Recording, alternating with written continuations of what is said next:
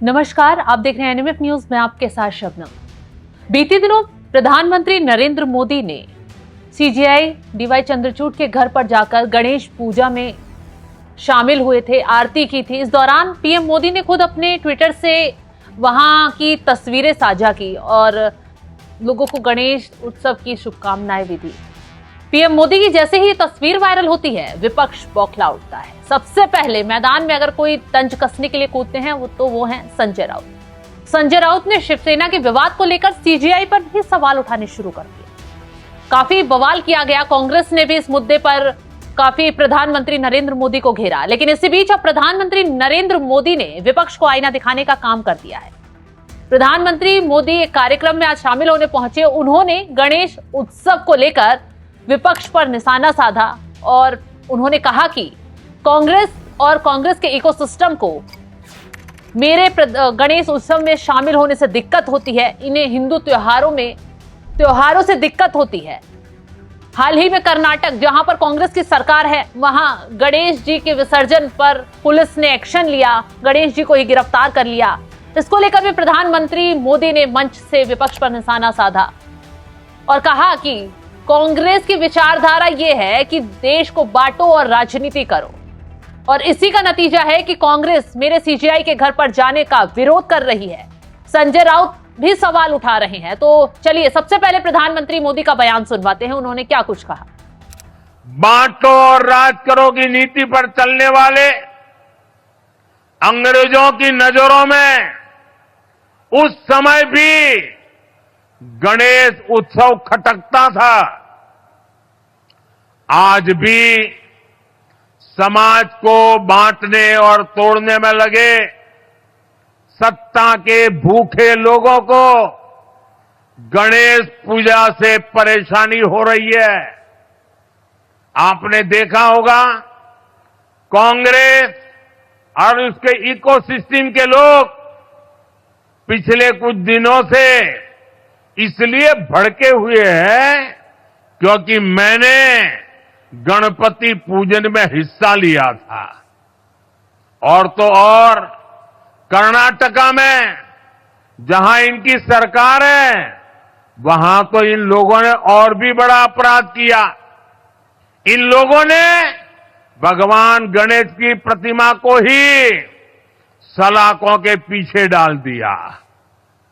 पूरा देश उन तस्वीरों से विचलित हो गया। ये नफरत भरी सोच, समाज में जहर घोलने की ये मानसिकता, ये हमारे देश के लिए बहुत खतरनाक है। इसलिए ऐसी नफरती ताकतों को हमें आगे नहीं बढ़ने देना है। साथियों, हमें साथ मिलकर अभी कई बड़े मुकाम हासिल करने हैं। हमें उड़ीसा को, अपने देश को सफलता की नई ऊंचाइयों पर लेकर जाना है। तो प्रधानमंत्री मोदी ने कहा है कि गणेश उत्सव देश की सिर्फ आस्था का विषय ही नहीं है, बल्कि इस उत्सव ने स्वतंत्रता आंदोलन में भी एक भूमिका निभाई है और कांग्रेस देश में विभाजन की राजनीति पर काम कर रही है। तो पीएम मोदी ने अब खुलकर मंच पर खड़े होकर कांग्रेस को आईना दिखाने का काम किया, विपक्ष को बेनकाब किया, क्योंकि बीते दिनों विपक्ष ने जैसे ही तस्वीर वायरल हुई सीजेआई के घर की, तो सीजेआई पर ही सवाल उठाते हुए संजय राउत ने तो ये तक कह दिया कि सीजेआई को उनके केस से अलग हट जाना चाहिए। दरअसल सुप्रीम कोर्ट में शिवसेना का विवाद चल रहा है।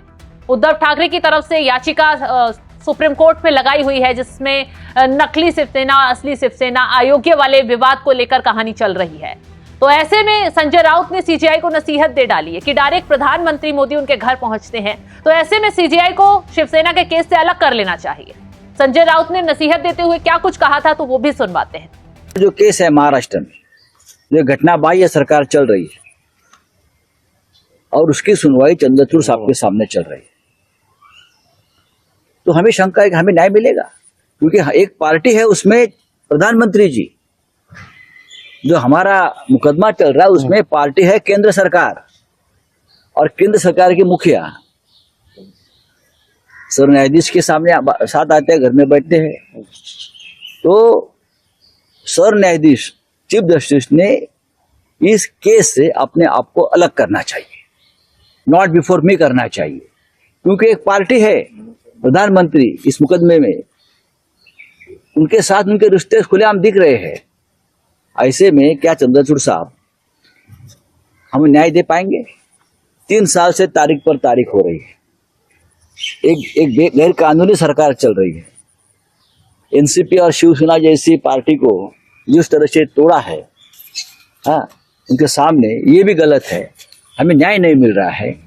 अब समझिए कि क्यों विपक्ष के नेता सीजेआई और पीएम मोदी की मुलाकात का विरोध कर रहे हैं। दरअसल विपक्ष के तमाम नेता घोटालों में फंसे हुए हैं, जैसे कि अरविंद केजरीवाल को अभी हाल फिलहाल में सुप्रीम कोर्ट से ही जमानत शराब घोटाले में मिली है।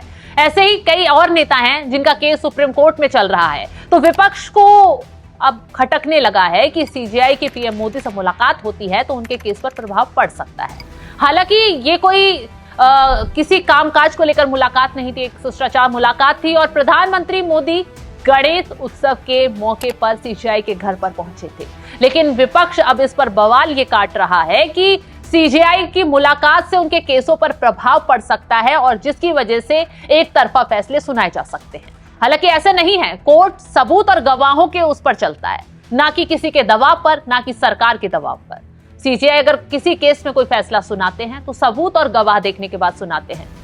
जैसा कि अगर विपक्ष ये मुद्दा उठाता है कि सीजेआई से पीएम मोदी की मुलाकात से उनके केसों पर प्रभाव पड़ सकता है, तो उन्हें अरविंद केजरीवाल का केस भी देख लेना चाहिए, क्योंकि सुप्रीम कोर्ट से ही अरविंद केजरीवाल को जमानत मिली है, जबकि राउज एवेन्यू कोर्ट ने अरविंद केजरीवाल की जमानत याचिका को कई बार खारिज कर दिया।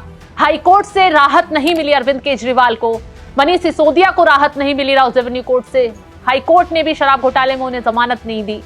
शराब घोटाले में आम आदमी पार्टी के तमाम नेताओं को हाल फिलहाल में ही सुप्रीम कोर्ट से जमानत दी है। तो ऐसे में यह सवाल सीजेआई पर उठाना विपक्ष का गलत हो जाता है कि अगर वो प्रधानमंत्री मोदी से मुलाकात कर रहे हैं तो उसका प्रभाव विपक्ष के नेताओं पर पड़ेगा। तो यही वजह है कि पीएम मोदी ने मंच पर खड़े होकर विपक्ष को आईना दिखाने का काम किया है और कहा है कि जो कांग्रेस उनका विरोध कर रही है उन्हें गणेश उत्सव से दिक्कत है, कांग्रेस और उसके इकोसिस्टम को हिंदू त्योहारों से दिक्कत है। क्योंकि कर्नाटक का उदाहरण प्रधानमंत्री मोदी ने दिया, जहां पर गणेश की मूर्ति को ही पुलिस के द्वारा जब्त कर लिया गया और जो श्रद्धालु थे, जो भक्त गणेश की मूर्ति को लेकर चल रहे थे, उनको खदेड़ा गया, उनके साथ मारपीट की गई। तो प्रधानमंत्री मोदी ने मंच पर खड़े होकर विपक्ष को आईना दिखाते हुए साफ साफ कहा है कि विपक्ष को दिक्कत है हिंदू त्योहारों से, इसी वजह से उन्होंने प्रधानमंत्री मोदी के सीजेआई के घर जाने का विरोध किया है। फिलहाल इस खबर पर आप क्या सोचते हैं, आपकी राय क्या है, कमेंट कर जरूर बताएं। नमस्कार।